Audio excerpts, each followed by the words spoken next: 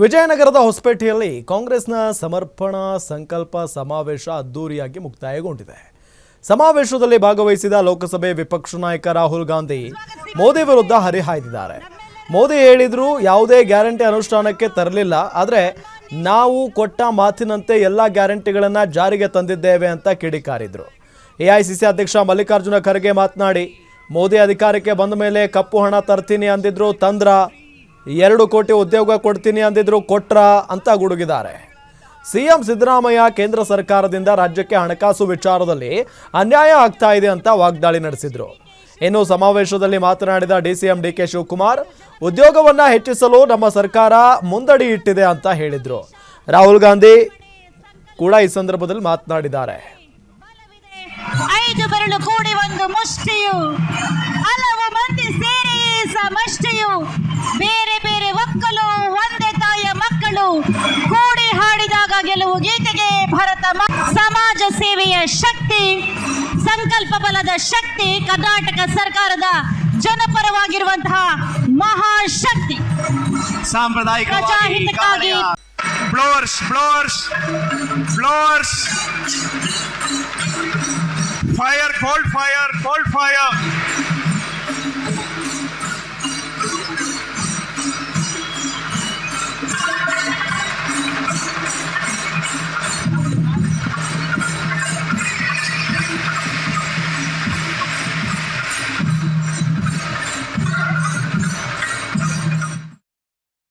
उनके मॉडल में रोजगार खत्म होता है, हमारे मॉडल में रोजगार पैदा होता है.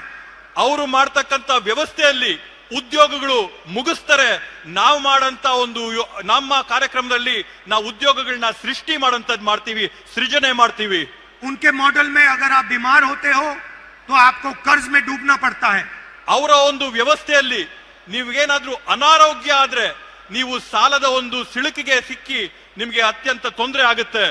हमारे मॉडल में आप बीमार होते हो, आपके जेब में पैसा होता है इलाज कराने के लिए. ನಮ್ಮ ಒಂದು ವ್ಯವಸ್ಥೆಯಲ್ಲಿ ನಿಮ್ಗೇನಾದ್ರೂ ಅನಾರೋಗ್ಯದಿಂದ ಬಳಲ್ತಾ ಇದ್ರೆ ನಿಮ್ ಜೋಬಲ್ಲಿ ನಿಮಗ್ ಖರ್ಚು ಮಾಡ್ಕೊಳ್ಳಕ್ಕೆ ನಾವು ಕಾಸು ಹಾಕ್ತೀವಿ. उनके मॉडल में आप लाखों करोड़ रुपए स्कूल्स और कॉलेजेस और यूनिवर्सिटीज, प्राइवेट स्कूल्स और कॉलेजेस और यूनिवर्सिटी को देते हो.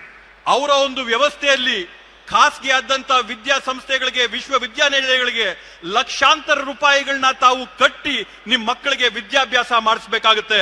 लाखों परिवारों को कर्ज में जाना पड़ता है. ಲಕ್ಷಾಂತರ ಕುಟುಂಬಗಳಿಗೆ ಸಾಲಕ್ಕೆ ಸಿಲುಕ್ತಾರೆ. हमारे मॉडल में हम आपको पैसा देते हैं. ನಮ್ಮ ಒಂದು ವ್ಯವಸ್ಥೆಯಲ್ಲಿ, ನಮ್ಮ ಆರ್ಥಿಕ ವ್ಯವಸ್ಥೆಯಲ್ಲಿ ನಾವು ನಿಮ್ ಜೇಬಿಗೆ ಕಾಸನ್ನ ತುಂಬ್ತೀವಿ.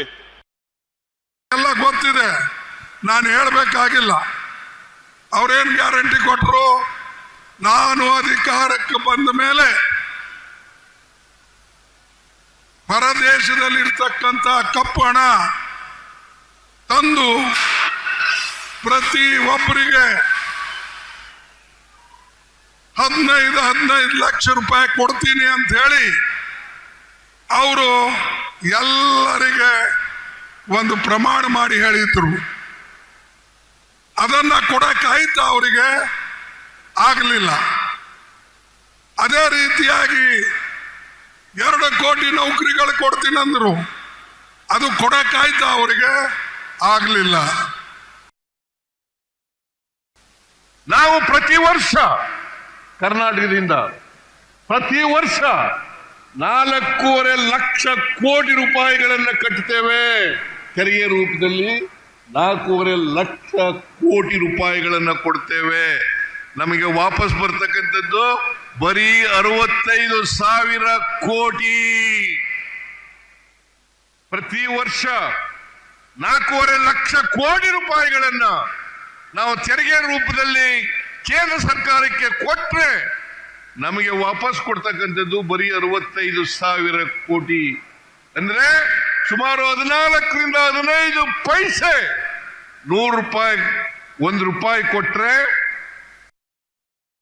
ಇನ್ವೆಸ್ಟ್ ಮಾಡಲಿಕ್ಕೆ ಮುಂದೆ ಬಂದಿದ್ದಾರೆ.